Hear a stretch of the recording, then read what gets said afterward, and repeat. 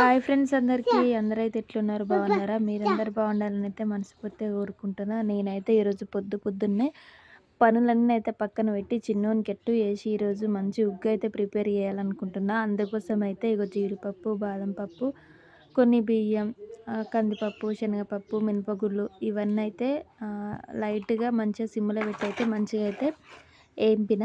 ఏంపిన తర్వాత ఇవన్నీ అయితే మిక్సీలో పట్టి కొన్ని వాటర్‌ల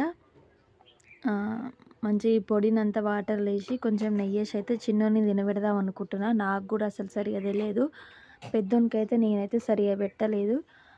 అసలు వాడు తినలేదు. ఏం చేసినా గానీ తినలేదని చెప్పేసి అయితే ఏదైనా అట్లనే పెట్టకుండానే మానేసిన. ఇక చిన్నోనికన్నా ట్రై చేద్దాం, వీడన్నా కొంచెం బలంగా ఉండాలనే ఉద్దేశంతోనైతే ఇవన్నీ అయితే ప్రిపేర్ చేస్తున్నా.